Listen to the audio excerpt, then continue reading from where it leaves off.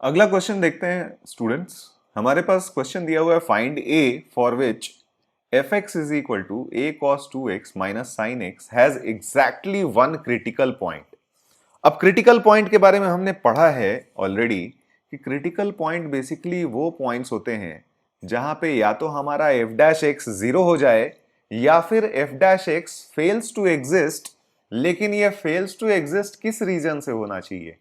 या तो हमारा बिकॉज ऑफ वर्टिकल टैंजेंट हो जाना चाहिए और या फिर हमारे पास शार्प कॉर्नर की वजह से हमारा एफ डैश एक्स एग्जिस्ट नहीं करना चाहिए। तो ये दो कंडीशंस हम लेते हैं। तो यहां पे क्लियरली हम देख रहे हैं कि टैंजेंट नहीं एग्जिस्ट करने का तो कोई रीजन हमें दिख नहीं रहा यहां पे। तो यानी क्रिटिकल पॉइंट सिर्फ और सिर्फ एक ही वजह से आ सकते हैं, और वो क्या कि हमारा एफ डैश एक्स जीरो हो गया हो।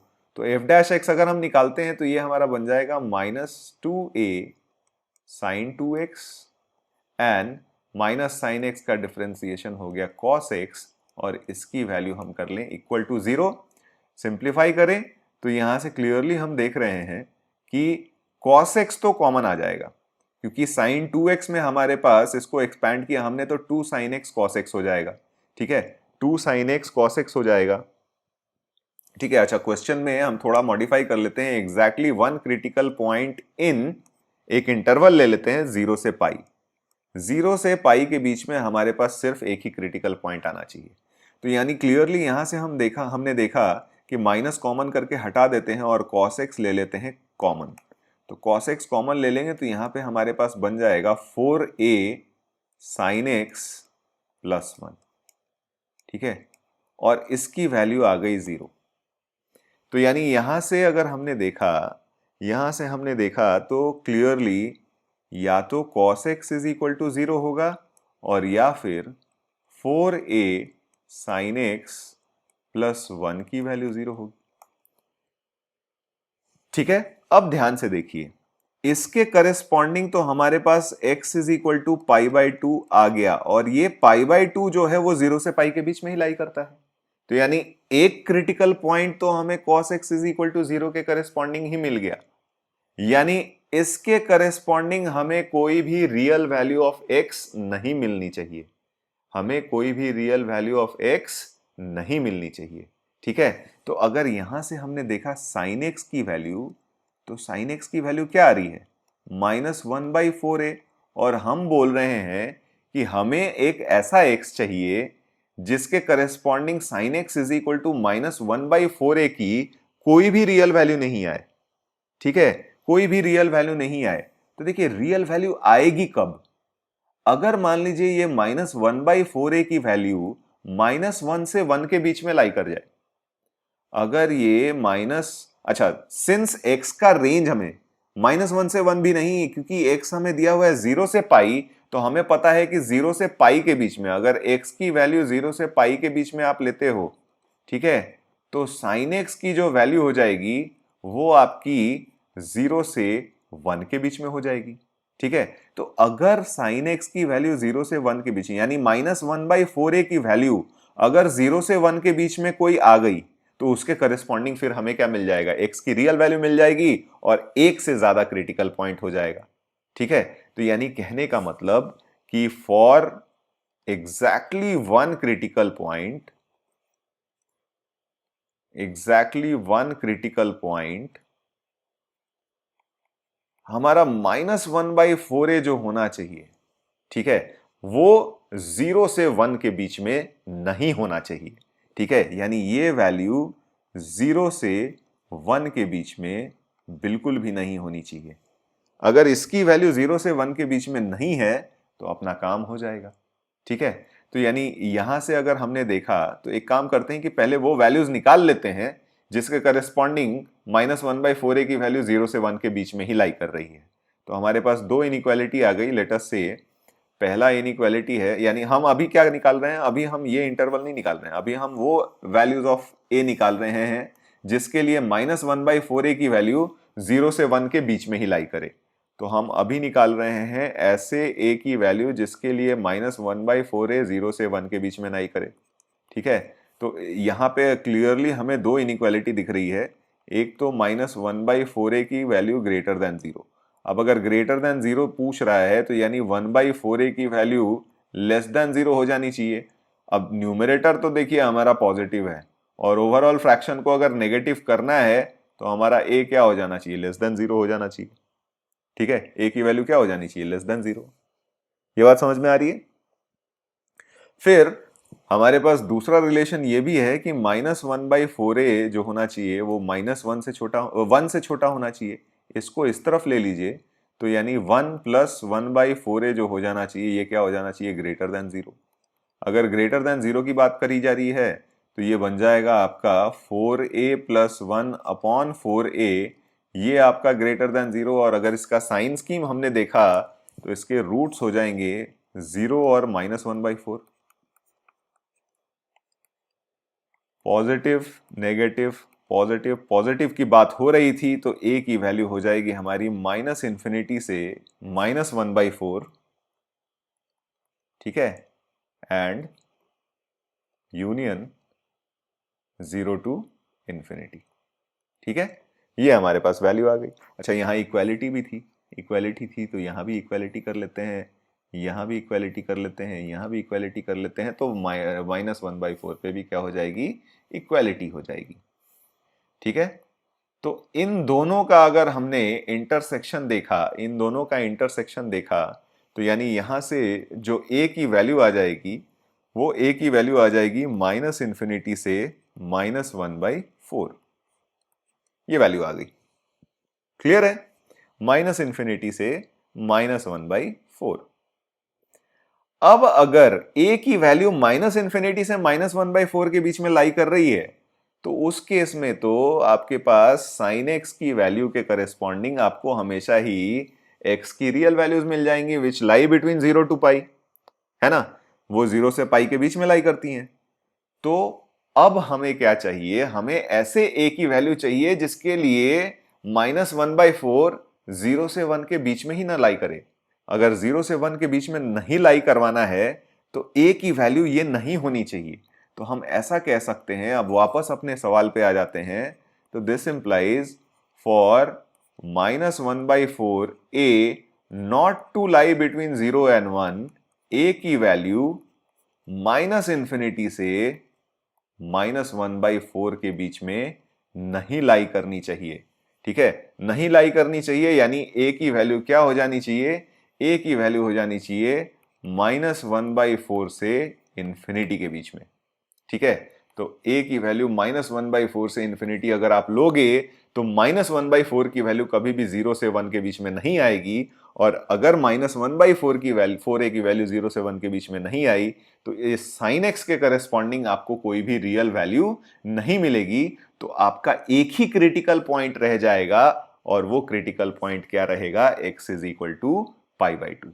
समझ में आई बात। तो हमारा आंसर क्या हो जाएगा, a belongs to -1/4 to infinity.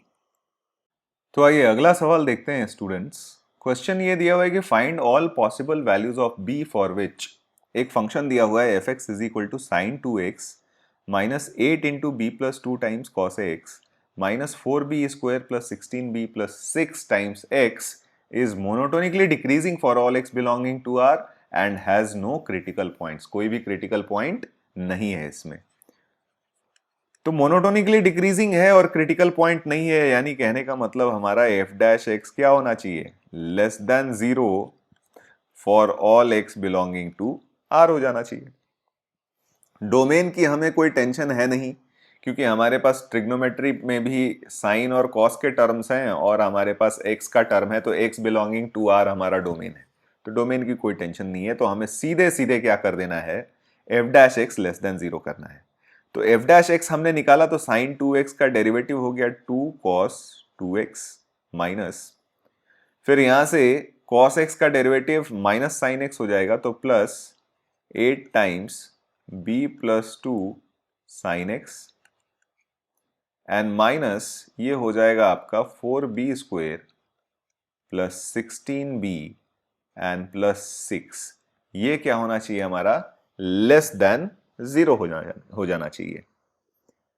ठीक है, तो अब यहां से अगर आप ध्यान से देखो तो cos 2x को हम लोग क्या लिख सकते हैं, cos 2x को लिख सकते हैं हम लोग 1 minus 2 sine square x, 1 minus 2 sine square x, तो twice of 1 minus 2 sine square x लिख लेते हैं।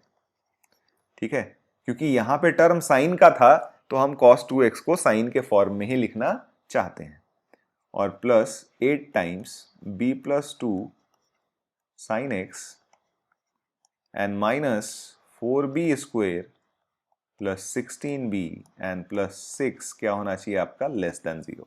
थोड़ा सिंप्लीफाई करते हैं इसको, तो ये बन जाएगा -4 sign square x and plus 8 times b plus 2 sine x, और यहां से एक +2 का फैक्टर आएगा तो यहां पे हम लिख सकते हैं -4b स्क्वायर माइनस 16b, और -6 + 2 -4 हो जाएगा, लेस देन 0।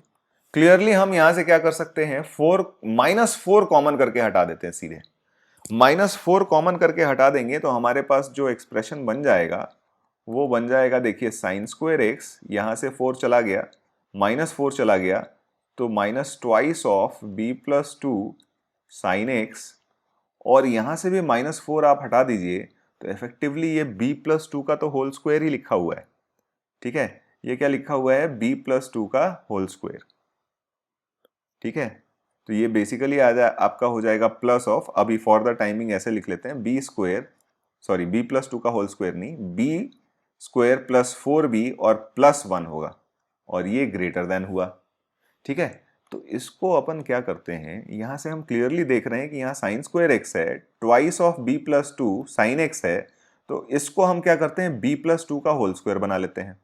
तो ये बन जाएगा हमारे पास sine square x minus twice of b plus 2 sine x, और इसको हम लिखते हैं b प्लस 2 का होल स्क्वायर -3, देखिए ग्रेटर देन 0।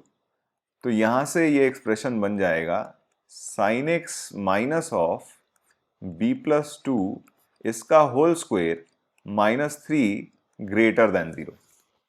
ठीक है, तो अब यहां से इसके दो फैक्टर्स हम बना सकते हैं क्लियरली।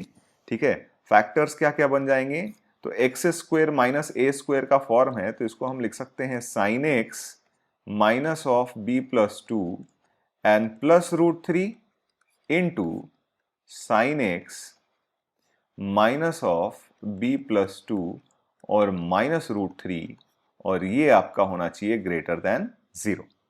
ठीक है, ये आपका क्या हो जाना चाहिए, ग्रेटर देन 0। अब हमें क्या चाहिए, b की ऐसी वैल्यू चाहिए, b की ऐसी वैल्यू चाहिए कि साइन की आप कोई भी वैल्यू यहां पे ले लो, साइन की कोई भी वैल्यू ले लो, ये पूरा एक्सप्रेशन हमेशा क्या होना चाहिए आपका, पॉजिटिव होना चाहिए। तो अगर साइन एक्स के लिए हम साइन स्कीम देखें तो साइन एक्स की दो वैल्यूज यहां पे आ रही हैं। तो साइन एक्स की एक वैल्यू तो हमें दिख रही है कि sine X is equal to b plus 2 minus √3 आ रहा है, और एक वैल्यू दिख रही है b प्लस 2 प्लस √3। तो साइन एक्स के लिए हम अगर सिर्फ इनइक्वालिटी लिखें तो साइन एक्स की वैल्यू एक बार हमारी लेस देन हो जानी चाहिए b प्लस 2 माइनस √3 के, और साइन एक्स की वैल्यू दूसरी बार ग्रेटर देन हो जानी चाहिए b प्लस 2 प्लस √3 के। तो हमें तो साइन एक्स की वैल्यू थोड़ा ना चाहिए थी, हमें तो b की वैल्यू चाहिए थी। तो यानी यहां से अगर हमने देखा तो b ग्रेटर देन आपके पास हो जाएगा साइन एक्स प्लस √3 और -2, और यहां से अगर हमने देखा कि b की value less than sine x -2 minus √3। ठीक है, ये हो जाएगा। अब हमें b की ऐसी वैल्यू चाहिए कि साइन की चाहे कोई भी वैल्यू आप ले लो, साइन की चाहे कोई भी वैल्यू ले लो, b की वैल्यू इससे हमेशा बड़ी होनी चाहिए। तो साइन की मैक्सिमम वैल्यू यहां पुट कर दो। ठीक है, साइन की आप क्या कर दो, मैक्सिमम वैल्यू पुट कर दो। तो यानी b आपका क्या हो जाना चाहिए, ग्रेटर देन, साइन की वैल्यू अगर हमने 1 पुट कर दी तो √3 - 1। ठीक है, अब अगर b की वैल्यू इस √3 - 1 से बड़ी ले लो तो चाहे आप साइन को कुछ भी रखो -1 से 1 के बीच में, b हमेशा इस क्वांटिटी से बड़ा आएगा।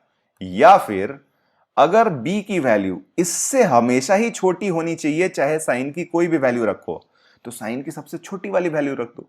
तो सबसे छोटी वैल्यू रख दोगे तो b की वैल्यू जो आ जाएगी वो लेस देन -3 -√3 आ जाएगी। अब इससे अगर छोटी वैल्यू आप b की कोई भी रखते हो तो साइन की वैल्यू -1 से 1 के बीच में कुछ भी हो, b हमेशा इससे छोटा होगा, इस क्वांटिटी से छोटा होगा।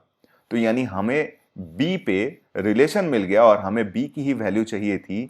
तो क्लियरली हम अगर b का सॉल्यूशन सेट लिखें तो ये आंसर हो जाएगा हमारा -∞ से -3 -√3 यूनियन √3 -1 से इंफिनिटी, और यही क्या हो जाएगा, हमारा आंसर हो जाएगा। ठीक है, तो यानी कहने का मतलब यहाँ पे एक आप ऑब्जर्वेशन भी देख सकते हो कि अगर आपके पास इस तरह का कोई रिजल्ट है b ग्रेटर देन, ठीक है, एक वेरिएबल है, ठीक है, एक वेरिएबल है और आपको b की वैल्यू हमेशा इससे बड़ी चाहिए, तो आप क्या कर दो, अगर b की वैल्यू आपको हमेशा इससे बड़ी चाहिए तो वेरिएबल की आप मैक्सिमम वैल्यू रख दो। ठीक है, वेरिएबल की क्या रख दो आप, मैक्सिमम वैल्यू। और अगर b less then some variable आपको दिया हुआ है और आपको b की वैल्यू इससे हमेशा छोटी होनी चाहिए, b की वैल्यू आपको ऐसी चाहिए सच दैट ये हमेशा इससे छोटी हो, तो आप क्या करो, वेरिएबल की मिनिमम वैल्यू रख दो।